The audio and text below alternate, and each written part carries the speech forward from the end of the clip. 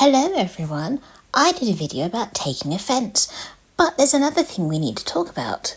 Holding a grudge. Now, I have never understood the point of holding a grudge. Not only will it upset the person if they care about you, but it also harms you. It's also unnecessary. Just talk about the situation. You just hurt yourself. My nan told me once that holding a grudge is like taking poison and expecting the other person to die. Obviously, I know that people have feelings. We're not going to debate that. But why not try to discuss things first? Assuming the other person isn't dangerous, this is where holding a grudge can start. If you have done all that and they still will not let it go, fine. You have your feelings. But remember what I said in my offence video about allowing people to affect you. Because what will happen is you will end up hurt. You will end up the one being offended, damaged and sick and with heart disease and other issues. That's you, not the person who's let go of their problems and issues and is moving on with their life. If you decide to take offence, okay, fine. But holding on to it, that's damaging. You can be offended. I can be offended if someone treads on my foot, right? But I will say to that person, hey, you trod on my foot. If that person says, oh, I'm sorry, I didn't mean to tread on your foot, forgive me, then it's done. But what if that person turns around and says, I don't care, I enjoyed it. In fact, I wish I'd trodden harder. Then that person is obviously deranged. Why would you take any notice of them? Why would you allow their actions to affect you?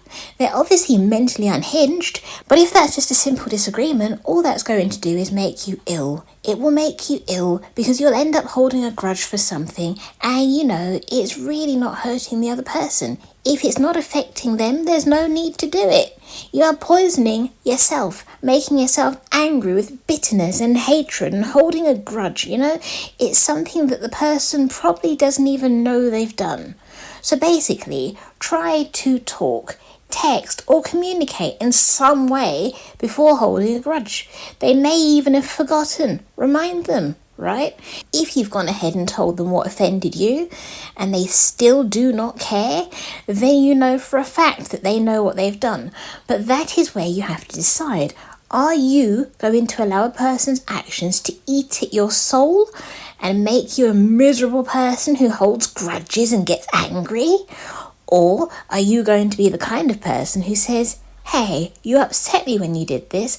I would appreciate it if you didn't do that. Then the person cannot say that they don't know because you've said it out loud. You said it outright. They can't get mad at that, right? Just remember, holding a grudge only harms the person holding it because that person will get used to you not being nice to them.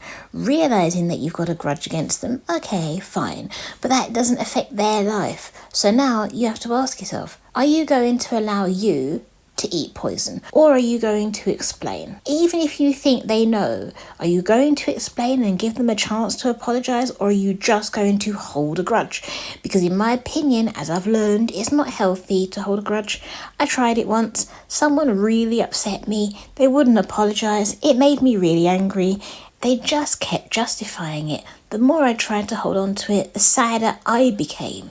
It began to eat at me and made it almost impossible for me to function because I had to live around that person. I had to cope with that person in my day-to-day life, and I had to make the impossible decision of just forgiving them. And it was hard. They refused to apologise in the end, but I'm not going to allow them to ruin my life. Let me tell you something about my two pets, Bonjo and Jack. Bonjo had a history of biting the dog, poking him in places that you shouldn't. And you know what Jack did?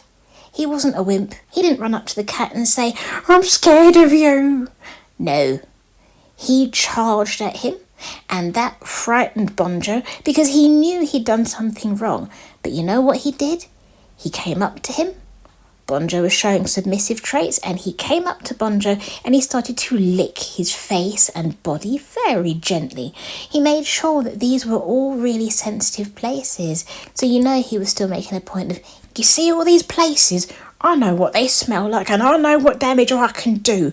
But hey, we're friends, and because of that, I'm going to lick you instead. Don't do that again. I'll forgive you, but I can hurt you, but I'm not gonna though. like a proper mob boss. He was like, I can do anything to you.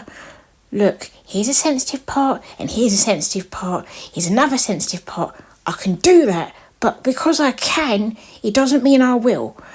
You're getting kissed right now on all these places, but if I decide to change, there's not really much you can do. So look, I'm going to forgive you. You're not apologising, but I'm going to forgive you. You continue to stare at the ceiling. Now anyway, let's go back to being friends.